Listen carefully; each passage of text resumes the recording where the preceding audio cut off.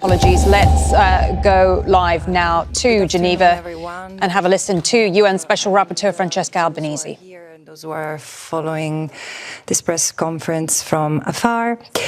And I'm sure you have heard or read through my report, my last report, that reveals how corporate profiteering and monetary gain has enabled and legitimized Israel's illegal presence and action in the little that remains of historical Palestine, the occupied Palestinian territory.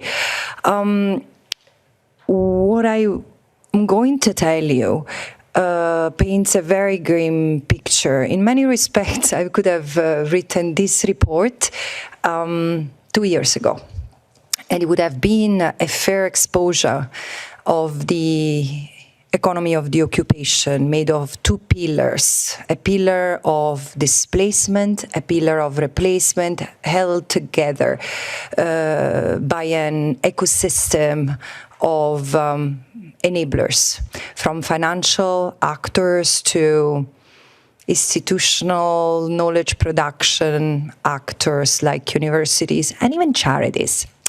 So the system is such that today I say Palestine is a crime scene. And actually, if it were a crime scene, it would have the fingerprints of all of us through what we purchase, which company we choose to insure as an insurer for our car or our home, and the banks where we put our money, the investments we make, and so on and so forth. And even universities where we go, where we teach, of which we are alumni, including those who silence debate around Palestine, claiming that there is not enough balance when denouncing genocide. And by the way, both me and Agnes Calamar, for what concerned the appalling decision of the University of Bern not to host a debate, I mean, we were open to the university to invite any pro-genocide scholar they could find. It's their decision just to silence the debate. However, if the genocide has not stopped, it's not just because there has always been an economy of the occupation. It's because the economy of the occupation has turned into an economy of genocide. And so there have been people and organizations that have profited from the violence, the killing, the maiming, the destruction in Gaza and in other parts of the occupied Palestinian territory, because it's not that the Palestinians in the West Bank and East Jerusalem are having the happiest time of their life as we speak. In the past 20 months, while the Israeli army, and accompanied by settlers, was devastating Palestinian lives and landscapes, the Tel Aviv Stock Exchange soared by 213%, amassing over 220 billion in market gains, including 76.8 billion US dollars in the past month alone. So clearly, for some, genocide is profitable. So what has happened is that the infrastructure that was profiting from the economy of the occupation has transformed and assisted Israel in this evolution. The report I just presented builds on a database of over 1,000 entities that I didn't have the time to investigate with the depth and to analyze from a legal point of view with the rigor that I have for 48 companies, along with their parents, subsidiaries, franchisees, licensees, and consortium partners across the sectors. However, if you read this report as a list, as another database, which my report doesn't intend it to be, I would have failed. I would fail. My report exposes a system, something that is so structural and so widespread and so systemic that there is no possibility to fix it and redress it. It is to be dismantled. And, you know, had businesses and had the corporate sector observed due diligence, had it honored its commitment to do due diligence, even before October 7, 2023, he would have disengaged completely and totally from its entanglement with the Israeli economy. Because, first of all, it's a fiction that there is a line dividing, separating the good Israel within Israel and the bad Israel in the occupied territory. No, the economy is one. Israel's economy is one and one only, and encapsulates the colonies. The colonies do not exist because some fringy part of the Israeli society is pioneering into the wild, wild West Bank. No, it's because this is resolving the housing crisis in Israel. These people live and thrive within a system that is so connected, that is part of the Israeli state. And also, this is you can see that evidently when you look at the water grid, on the electricity grid. The occupied Palestinian territory does not exist as separate from Israel. So, I mean, member states can continue to reassure themselves that they might, à la limite, prevent settlement goods from circulating in their markets. But this is not enough. Actually, it's just another, it will be another face-saving solution. Because, excuse me, when sanctions were imposed on apartheid South Africa, was it because of the crimes and the violence and the racism and the discrimination and the apartheid that South Africa was imposing on its non-white population, or for just what South Africa was doing in the Bantustan? Do you understand the performance of stupidity that we have all been part of for decades? And now it's the time to stop. If 60,000 people killed do not push us to take in seriously international obligations, then we're really, really beyond the pale. So here's what I conclude.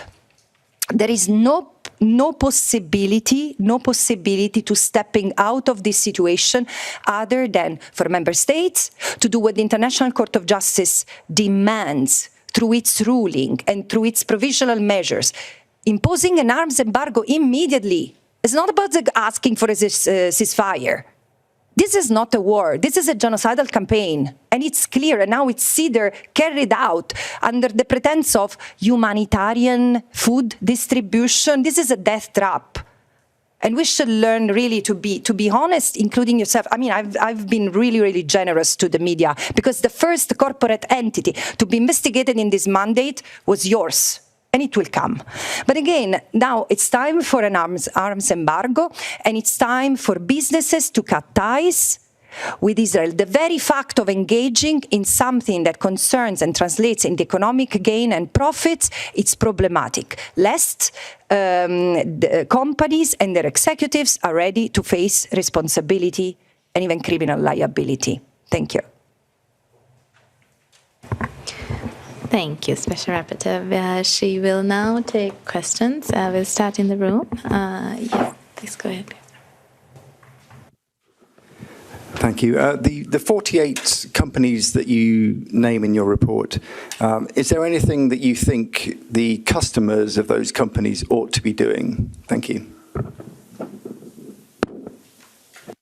Sorry, I should have said before. We're going to take about 4 questions at a time. And the Special Rapporteur will get to each one sequentially. Jeremy, please. Orlando wants to.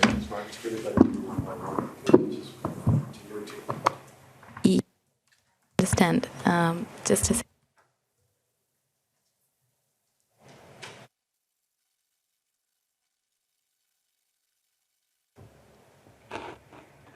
But this is on, no?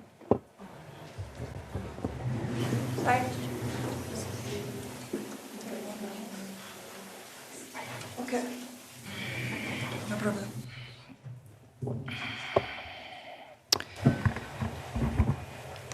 Would you like to repeat your question? No, Okay. I'm sorry, I was distracted because apparently I misquoted a number. I have someone I have noticed I have dyslexia with numbers, and I said 70 76 billion. This is what has been unmasked in 1 month. No, it's 67 billions. I read the other way around. I apologize. So what should consumers of these companies do? First of all, I would like to clarify that the first responsibility is not on the consumers. I mean, of course, I think that we should wake up and realize that we are part of a system where we are all entangled, and choices that we make in the UK or in Switzerland have an impact elsewhere, in Congo and in Palestine, for example. So it's good to be conscientious, but the first, and so it's important today to listen to those in the civil society, the scholars, the lawyers, investigative journalists who have exposed the entanglement of the companies we are clients of with the occupation. But the first responsibility remains with member states and then companies. So companies who do not divest should be held accountable. I do think that there is a possibility for consumers to hold these companies accountable, because we vote through our wallet, right? And therefore, probably this year, it's the most modest contribution not to support the erasure of Palestine is stopping normalizing the occupation by a click. So let's choose other ways to plan our holidays that Booking.com and Airbnb, because they have normalized the occupation with a click. They continue, even at this time, to advertise nice neighborhoods in settlements. Settlements are stolen land, and profiteering from the gains made in this way might amount to money laundering in certain jurisdictions. So we have to choose better. But again, main responsibility, states and companies. Jeremy, I think. Please state your name and organization when you ask a question. Jérémy Lange pour Radio France et RFI. Madame Albanese, deux questions. Une sur l'économie, la transition d'une économie d'occupation vers l'économie de génocide. Est-ce que vous pouvez expliquer en quoi une économie de génocide, selon vos termes, est plus profitable économiquement qu'une économie d'occupation simple? Je mets des guillemets. Et la deuxième question, c'est sur les compagnies que vous citez. Lockheed Martin paraît un exemple assez évident pour beaucoup de personnes. En quoi les autres compagnies que vous citez sont tout aussi coupables? Je pense à des compagnies comme Hyundai, Volvo, Caterpillar. Est-ce que vous pouvez expliquer en quoi ces compagnies sont tout aussi coupables de participer à cette économie de génocide selon vos termes?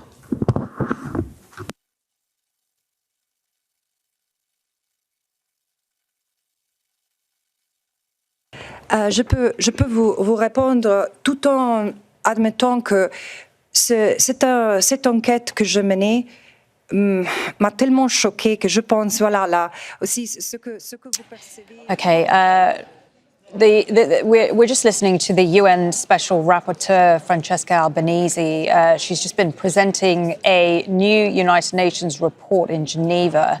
It's a 27-page damning report on dozens of global companies who she says have been profiting from Israel's military campaign, as well as the occupation of Palestinian territories for years now. She's warned that in this report that these companies' involvement risks complicity in the economy of genocide.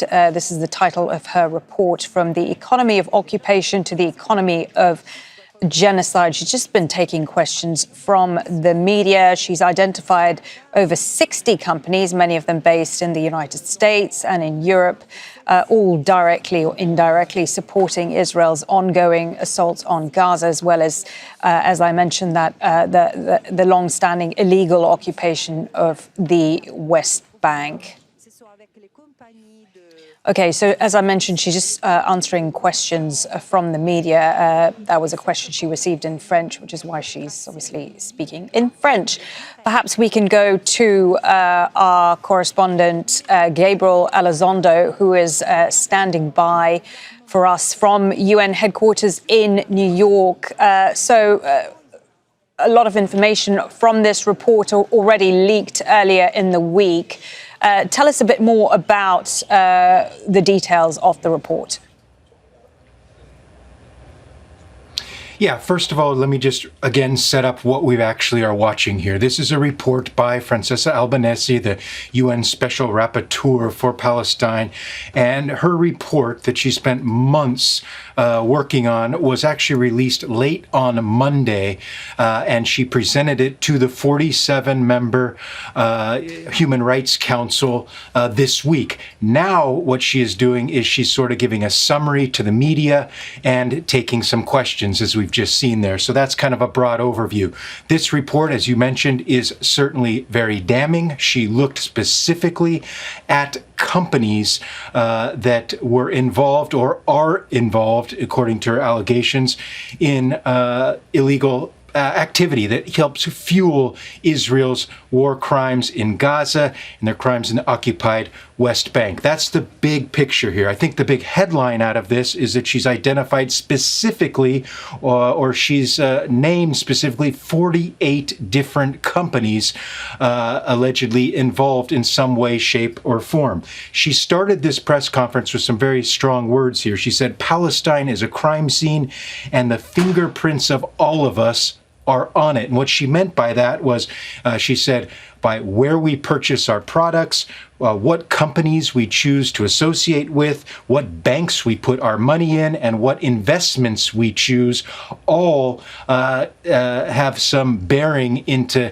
if we meaning the international community, is involved in this ongoing genocide. So this is the overview here. And what's particularly interesting is, and there's a lot to this report, and I'm going through it page by page over the last couple of days, is okay, Gabe, apologies for interrupting. Let's have a listen. Let's go back to Francesca Albanese, because I believe we do have translation of her French. Let's have a listen. Armament services related to other equipment, including bulldozers and all that, what helps building the barracks, fences, checkpoints, which I labeled in another report as the cosmetics of siege and imprisonment. All these factors allowed certain corporations to benefit and gain massive profits. This has been easily transferred into Gaza. The machinery, the equipment used for demolition, destruction, were put to utilization in Gaza Strip. That's why people should realize when they buy a vehicle for personal use, the slogan of this company is linked to the equipment that been destroying Gaza. Gaza is not destroyed by bombs and missiles. It is destroyed by bulldozers, machinery, and other equipment. Also, the weapons have been put under different vocabulary. These arms and these machinery were all put to use into Gaza. While drafting the report, I was in deep pain, thinking of the suffering of the Palestinian within Gaza Strip. It is not only me, if not within the context of the United Nations, other journalists documented all these crimes and this genocide when he said Palestine has always been a testing ground, a field where not only the military but also the other technologies, including surveillance, recon, are all put to testing. We should frame all these matters. And this is not but the outcome of the embezzlement and greed of these corporations. Thank you. An additional question on the responsibilities and liabilities related to consumers. I would like to ask a question on the responsibility of journalism and those who are adopting a certain narrative with respect to what is taking place in the occupied territories. I will be brief on answering this question simply because it is not related to the report. I said I have been suffering greatly not to address this matter. However, this particular matter deserves proper investigation. This is not the first genocide to unfold, and it is the responsibility of the media, journalism, and journalists. Unfortunately, I regret to say certain media outlets are adopting a very negative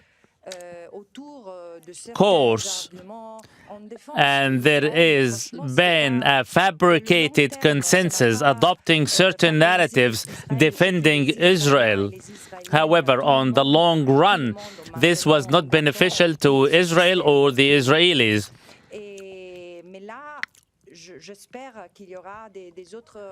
Here, I hope there will be other mechanisms to verify the responsibilities and the liabilities of certain bodies. Under my mandate, if this is feasible, I will certainly do so. Regretfully, certain media outlets are gravitated towards creating a window for passing this narrow analysis without raising any suspicions or doubts on the stance adopted by Israel, or that Israel as a state or its officials have been accused of genocide, crimes against humanity, and war crimes. And these media outlets have been steering away from shedding light on these crimes. They are simply copying the statements uttered by the Israeli officials. Certain media outlets are simply adopting all what is being released from the Israeli government, steering totally away from the issue of genocide. My question is, when will this come to an end? Some questions online soon after. Thank you very much. My name is Satoko Adachi. I work for Japanese daily newspaper Yomiuri Shimbun. Could you give us a sense of how many % of the Israeli working population is engaged in either the economy of occupation or the economy of genocide? Thank you. I don't know, I've not investigated that. But approximately the entire population, or? The Israeli Work Federation.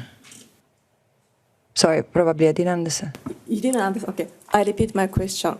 I just want to get a sense of how many % of the Israeli working populations are engaged in the either economy of the genocide or the economy of occupation.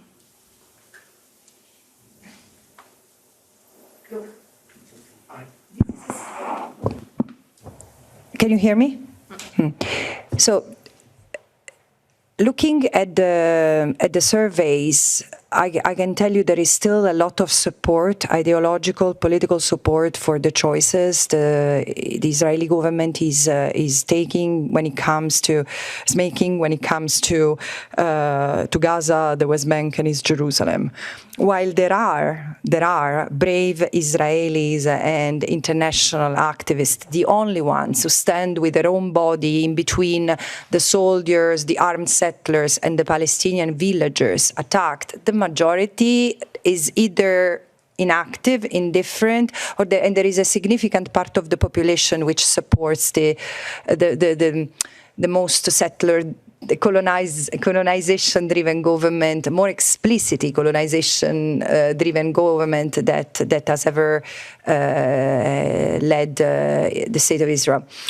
how many participate, benefit from the economy in a state where there is not one sector other than the NGOs that stand against occupation, war crimes, apartheid. I cannot tell you. But again, today, we should, as I said, we should stop looking at Israel and the occupied Palestinian territory as if they were two different entities. And this is why I call for sanctions to be imposed on the states. And this is something that hopefully will lead to an awakening of the Israeli society itself. And I resent the limited engagement I have with this society. And I want to make the point that the few times I've been asked for an interview by Israeli TVs, then have been cancelled. I've been available even when they were late, and then they have cancelled. So there is no possibility for me to pass these messages. But I do firmly believe that the Israeli society is also with very different sense of responsibility, part of victimized by this apartheid, because they are indoctrinated to a point of dehumanizing the Palestinians and not recognizing them as their peers. And this is unfortunately a state endeavor that comes from afar. Thank you. We're just going to move to some questions online. We have Yuri. Yes, thank you. I have two questions, if possible. So the first one will be about the fact that the US administration, it seems that they are trying to have you out from your mandate. Some US medias say that the Trump administration sent an official letter to the Secretary General in order to have you out. Do you have any comment on that? And is it true? Because for now we have this only through media. And my second question is regarding the creation of a special tribunal for Israel. Is it something that you will support if it will be pushed by different countries? Because, for example, when it comes to Ukraine and Russia, the Western countries are the first that want the creation of a special tribunal. Do you see a kind of volunteers from these same countries when it comes to Israel, and do you think that it can happen one day?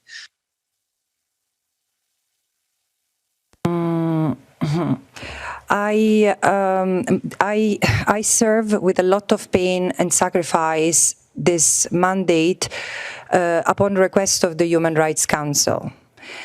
Not just what happened in the last 3 months, the fact that the council embraced, without challenging it, the decision of the finding of the coordinating committee that have not acted in violations of the code of conduct, was reassuring, because the only thing I wanted to do 3 months ago, after engaging so much of my time and sacrificing so much of my own life to serve this mandate with honesty and integrity, I really wanted to present this report, because I really believe that while member states are aware, and people are aware of the violations, it's difficult to see the system, and many are genuinely surprised of this picture, what I shared.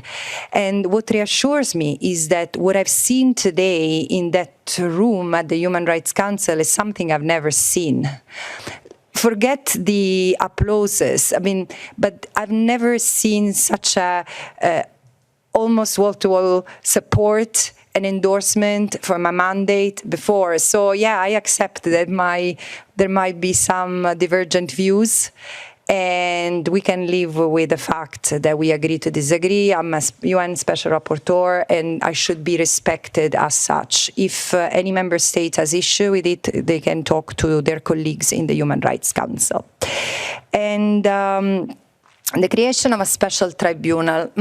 Look, I do believe that justice is absolutely necessary. I've often said that while we have international courts, we have the International Criminal Court, we have the International Court of Justice. We also have universal jurisdictions over the crime of genocide. And I do imagine the Palestine trials. I mean, people sometimes ask me, do you imagine the Nuremberg trials for Palestine? Yes. I imagine the Palestine trials, which will be the full realization of justice across the border, because crimes are across the border. Human rights violations clearly show that there are responsibilities across the border, and therefore I want to see lawyers and practitioners, barristers, invested in supporting civil society and work with judges and prosecutors to deliver some justice. I'm not given thoughts yet, consideration myself to the idea of a special tribunal, while I do think that the question of Palestine is so big, is so overwhelming, the injustice that the Palestinians have experienced, which doesn't take anything away from the injustices that the Jewish people have endured and suffered for centuries, which is also what triggered somewhat and entered into Palestine, but never one injustice as justified another injustice. So now it's the time to look at what for 77 years, actually for 100 years, the Palestinians have endured, and probably one ad hoc mechanism would make sense. However, I also know that accountability per se, retributive justice, and even political solutions that take into account and realize the rights and freedoms of all, because this is the only solution that I see, the only political solution that I see as necessary and viable. Then it will be up to the Palestinians and the Israelis to decide in what form of state, 33 years later, the beginning of the peace process, they want to live in, one state, two states, three states. It's up to them to decide. However, I also think that the word that particularly my part of the world struggles with, and it's very necessary both for the Palestinians and the Israeli, is healing.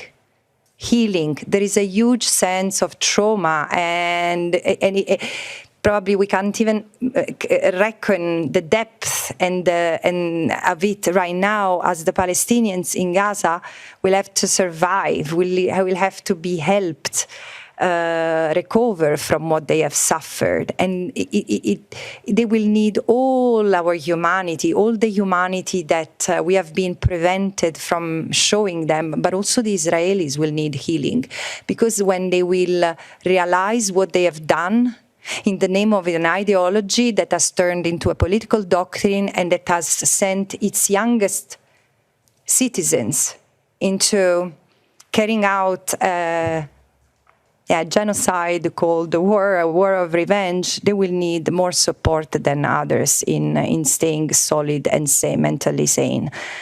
So this is what I think. Thank you. Olivia, also online.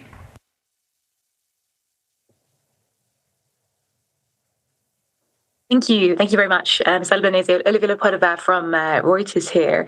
I was just interested in what kind of response you had from your report. I think your report mentioned that you contacted a number of companies that were named. Like, have you had any kind of good engagements with those companies? Have any of them been willing to kind of sit with you? Have they kind of suggested any potential shift in their business models? And then secondly, this is just related to something you said in the council. You described the Gaza Humanitarian Foundation as a death trap. I was just wondering what evidence in your role as Special Rapporteur you've heard in terms of some of the types of injuries that people have been sustaining while trying to receive food aid, but also if you could maybe help us with a clarification, because the GHF has consistently said that these deaths are not happening near its sites. Do you believe that is an accurate statement by the GHF?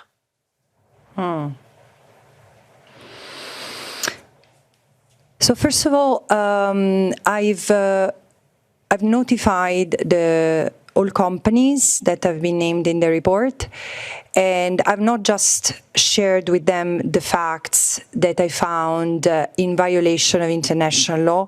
For each of them, I've developed, and this is something that goes beyond what has been done in other similar cases. For each of them, I have provided a detailed analysis, a case-by-case legal analysis, so where I found their non-conformity with international law translating into violation of the right of self-determination, other human rights violations, and even war crimes or crimes against humanity, and to an extent in which cases they could be embroiled in the crime of genocide. So following this, 18 companies replied, the others didn't. And of these 18, I can say that only a small number engaged with me in good faith, because a number of them reasserted what I had said and saying that there was absolutely nothing wrong, that I was in the sense I was hallucinating, I was not reading international law correctly, and that's okay, we will see. Clearly they don't understand international law. Clearly they think that that international law is there to make excuses, and frankly they are in good companies, because we just come from 20 months in which international human rights law violations have been justified as compliance with international humanitarian law, like forced displacement renamed, rebranded, like evacuation orders to population moved into the safe zones, or safe zone, death zones, which have become safe zones, collateral damage, human shields, and even the Gaza Humanitarian Foundation is yet another chapter of the humanitarian camouflage. And I also think they are in good company when it comes to member states, because it's incredible how member states, for example, European states, use the European Union to justify their non-compliance with their international law obligations. Look, it's very, very simple. The International Court of Justice, because everyone says, no, we cannot call genocide because there is no court determination. First of all, since January 2024, the court recognized the risk of irreparable harm to the Palestinians in Gaza under the Genocide Convention, which means they recognize the plausibility of genocide, which means that this is the moment the obligation to prevent kicked in. So if one has to be serious about reading international law literally. But, they say, no, but the European Union doesn't allow, I mean, we are waiting for other UN member states to take measures to suspend the agreement. No, you need to suspend your transactions with Israel because you have signed international treaties, and because some of the violations that are under our eyes amount to crimes. So there might be a complicity. And therefore, it's so sad as a European to see that the European Union, such a noble institution, has become the index behind which to hide in order to justify the non-compliance with international law. So it's in the United Nations as well, because when I say, yeah, but you should disengage and impose an arms embargo, like member states from the global majority are already doing, by the way, yeah? The Hague Group is a very small but noble attempt to start from addressing the root causes instead of a symptom for a change. So I do believe that nonetheless the companies need to understand, and this is why I was so anxious to have this report presented. And so this is the only good thing that I've really, the silver lining of this past months, despite all pressure, seeing that this report would allow people to understand, to have no further excuses, being directly linked to this occupation, this unlawful occupation, because the International Court of Justice has said the occupation is unlawful. So we have a decision of the International Court of Justice saying this is unlawful. Member states have to disengage, not to recognize as illegal, not to aid and assist, ensure that a cessation and even and even ensure that there are reparations from Israel to the Palestinians in the occupied Palestinian territory. So in the face of all these violations, how can ever be argued morally and legally that a private actor is allowed to do what a member state is not allowed to do? So again, I think that this is a pivotal moment. There have been other defining moments, as I was saying, in the Council, in human history, to bring businesses which normally escape accountability to account. And this is this moment. Palestine is really forcing us to that test. The Gaza Humanitarian Foundation is absolutely a death trap. I wouldn't know how to call the 600 people who have been killed while trying to reach aid. Also, so first of all, this is the most, the term humanitarian absolutely it cannot be utilized in a serious fashion toward that thing, because humanitarian aid must follow certain principles: the principle of humanity, the principle of dignity, the principle of protection of human life, so creating no harm. This creates harm. It's not a dignified way to distribute food and aid. It's not providing all the aid that is adequate. So what are we talking about? So without even looking at it as a killing machine, it's not providing aid. And again, I restate, it's ludicrous. It's ludicrous that the international community is not forcing, is not breaking the blockade, because this is the only sensible thing that should be done right now. Send all the countries which have a port in the Mediterranean Sea, should send a navy with medical personnel under their responsibility, under their flag, medical personnel, food, and any other necessary equipment to save life, including baby formula. So this is what member states should do. Instead, they stay there criticizing at best the Gaza Humanitarian Foundation. Again, this is one of the most sadistic exercises in intellectual gymnastics I've ever come across. And then the Gaza Humanitarian Foundation are saying that the killing is not happening near the sites. Well, I've gone through plenty of video evidence. Of course, neither you nor I are there. I wish journalists could be allowed in. The fact that it's not happening, while all the journalists that are available in Gaza are being killed one by one, and we have surpassed the 220 now, it's evidence that probably Israel doesn't want further testimonies, further witnesses in this. What else can I say? Thank you. Yes. Thank you. Robin Millard from AFP. I don't know if you've had the chance to see what Israel has to say about your report. They said, and I'm quoting here, that it's motivated by an obsessive, hate-driven agenda to delegitimize the state of Israel.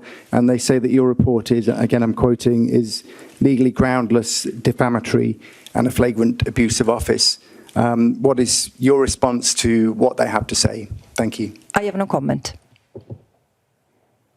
Yes, please go ahead. Bonjour. Madame Francesca Albanese. Good morning. Vous êtes peut-être Ma'am Francesca, responsable qui avait dit au début you are one of the first women to have spoken out about the genocide. Since you raised your voices, many voices are following in Europe, stating that there is a genocide taking place in Gaza. Speaking of the genocide-based economy you reported about, as the Israelis may claim, you are releasing groundless reports, and let's move ahead. How do you comment?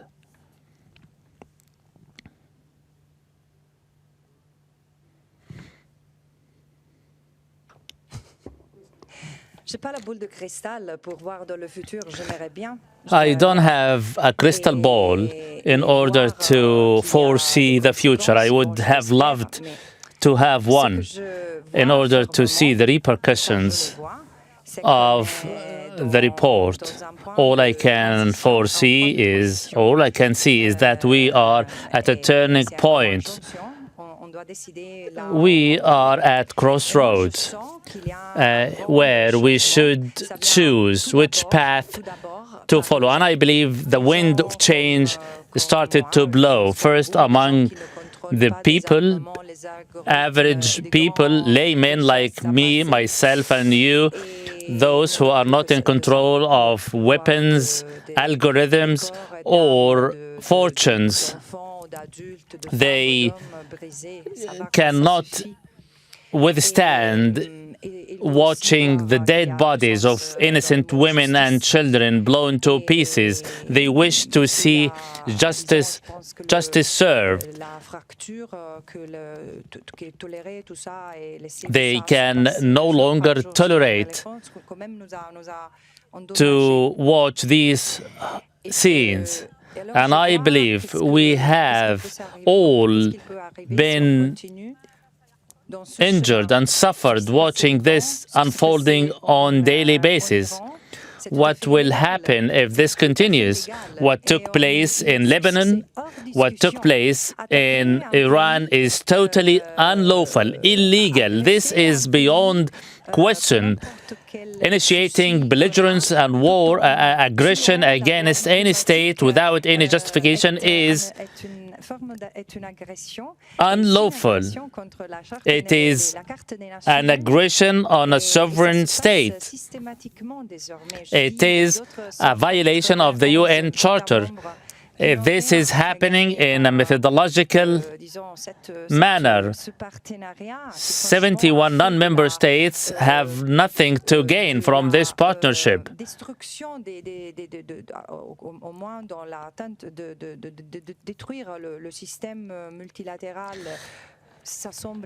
The attempt to undermine the multipolar system is the goal. Therefore, we should adopt another path where the minimum level of rules we established should be respected. We are here faced with governments unable to respect international treaties. This is uttered even by their officials to the media days ago. Therefore, this cannot be tolerated, and we should reject this method, this attitude of dealing with international treaties and charters. This will be beneficial to all of us, and here we can all start and build upon this point.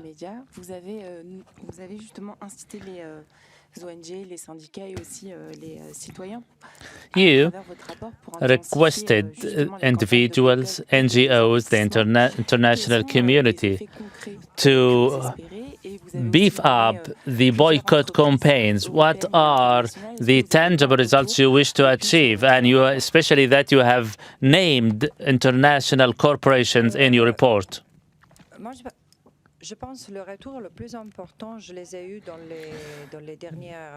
The better response was received. I received it the first 48 hours following the release of the report. Apart from the report or the genocide, there was a massive response in the press. Unlimited support by the NGOs, the international communities, including Jewish communities in a very few states, also the Palestinian communities. All this was very touching. Both the Jewish and Palestinian communities are being opened equally and parallelly. I was really impressed with the response of the member states. I was also touched simply for the reason that all and each from north to south, east and west had the ample time to read the report.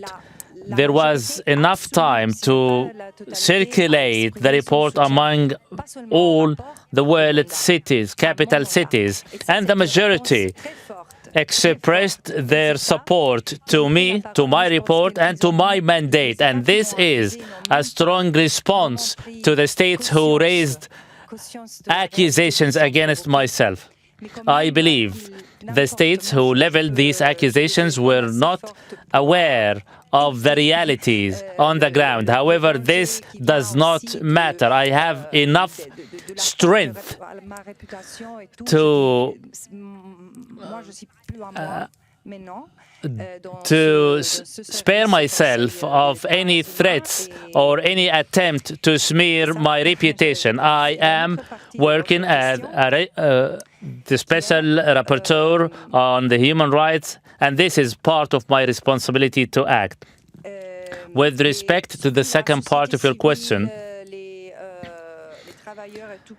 as to these NGOs, workers, and what they could do, as is the case in other countries like in Africa, many states have been working towards dismantling the apartheid system. Those were the last to join the Solidarity Campaign, international drives, including workers who also acted on a global level with other resistance movements, namely those within the victimized communities, those in South Africa. There was a movement of resistance. States were the last to understand. They were obligated to impose sanctions. At the end of the day, they so did. The former Foreign Affairs Minister of South Africa said one day, it is sufficient for a day over a long period of time, a month or so, to have a strike, simply because this will have a deep impact on the state. Therefore, we should lay down rules and regulations that provide protection to workers and all the movements acting and voicing their support to the Palestinians should enjoy protection. I speak about on the spheres calling, like those calling for protection of environment. That's why I addressed the important role each of us could play within his own or her own community.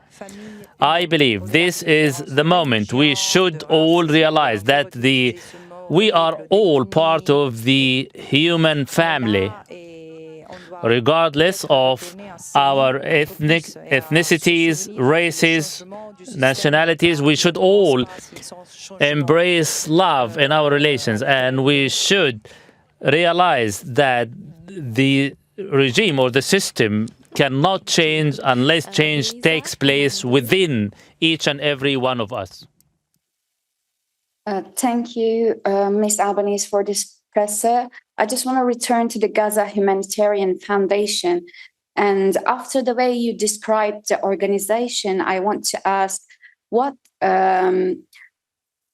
do you see a need for an urgent need case in front of ICJ or ICC over recent killings of aid seekers near the mechanism? Thank you. I'm really reassured by the fact that this company has been, this entity has been deregistered. I hope this is the right term, because I saw it in between the interactive dialogue and the press conference, but so I see that it doesn't have necessarily a protected status in Switzerland, in Geneva anymore, and this is reassuring. However, there is a need, again, there is a need for accountability, no question about that, but I think that we need to get out of the chronicling approach and mentality. Of course, each incident requires analysis and investigation, but we need to look at the ensemble, away from the detail, everything is happening in the context of a intentionally destructive assault that Israel has launched against the Palestinians in Gaza, which is also echoed and mirrored by the violence that has escalated and intensified against the Palestinians in the West Bank. Really, there is little capacity to understand that the two pieces of these fragments are together. The Palestinian territory that Israel has occupied since 1967 is one. It should be treated as a territorial unity. And so Israel is unleashing violence against the Palestinians with the same animus, with the same spirit, moving them out. And with all the means possible, clearly. And I do believe that it's necessary to see that this is not the first genocide, that consists of several other crimes, and it's in the interrelation and interplay of all these conducts and of all these crimes that one can also see how abandoned the Palestinians feel to this criminal design and to their destiny in their situation. Isabel?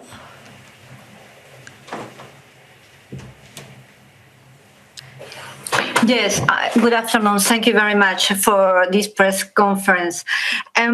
You said that only a small number of companies accepted to engage with you after receiving your report. But I would like to know if any company or a few companies told you that they will reassess or analyze their businesses in Israel or businesses that affects the occupied Palestinian territories. And also, a second part of my questions, I am sorry if I focus on one company, but you mentioned a trying building a Spanish company, and I would like to ask you, because you mentioned in the report that they participate with other company to expand the public transport in Jerusalem, but I would like to be precise if these expansions are attached to East Jerusalem. What is the problem in this case? And if this company has replied something to you? Thank you. As I said, only a small number of companies have really engaged in good faith, and one in particular, till the last conversation where I realized that there was probably not much good faith, because clearly there was an interest in not having their name on the report, which I understand, but no, I've seen no sign whatsoever of readiness to disengage, rather the contrary, which doesn't mean that this will not happen. I think it will happen. And but even if you think of for me, the most shocking one, and it's a peculiar, not a peculiar, but it's particularly serious for me that the Norwegian pension funds stays engaged in the occupied Palestinian territory by supporting businesses, because I've really engaged with the government of Norway, with which I've always had really good and solid, respectful engagement. But again, the Norwegian pension fund, I mean, the engagement I've had so far with their governing body and their ethic council indicates that there is clear misunderstanding of international law obligations. So I truly hope that this report will give the possibility also to the civil society, to the international lawyers in Norway, like in other countries, for the other companies and the other entities named, to engage with the government. And otherwise, if this doesn't cease, well, there should be accountability.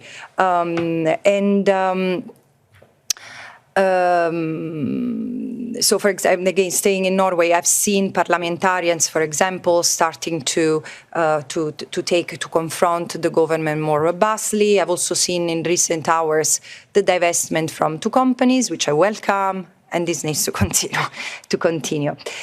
For what concerned the company, the Basque company you mentioned is the CAF. The CAF participate with other companies in expanding the public transport in Jerusalem, and it's the Jerusalem Light Rail, a consortium which is as also mentioned in the OHCHR database, in the sense the consortium that CAF has established is with companies mentioned, with at least 2 companies mentioned in the database. So at the time, the first problem is that at the time other companies have withdrawn from their engagement and partnership with UN database listed companies. CAF has not done it, but also the lines that CAF is involved in building include part of their tracks in the West Bank, and these lines connect colonies with Jerusalem. The colonies are connected through these transportation lines with Israel, and as I said, this is illegal. And it shouldn't happen. This company is helping Israel facilitate the replacement of the Palestinians and the strengthening of the colonies, which are in and of themselves, as I've said many times, a war crime, a violation of the international humanitarian law framework. Thank you. I think that's all the questions we have. Another element that I should add, because it also shows how the businesses are connected. There are other companies that I've mentioned in the report, like Dosan and Volvo, excavators and machinery that have been used, and the materials that other companies like Heidelberg have provided have been used to supply the building of the light rail bridge. So again, it's a system. It's really a system. Thank you. I think it's the last question we have time for today. We've already run over time. Luisa, can you send your inquiry and we'll make sure that the Special Rapporteur gets it? Make sure to subscribe to our channel to get the latest news from Al Jazeera.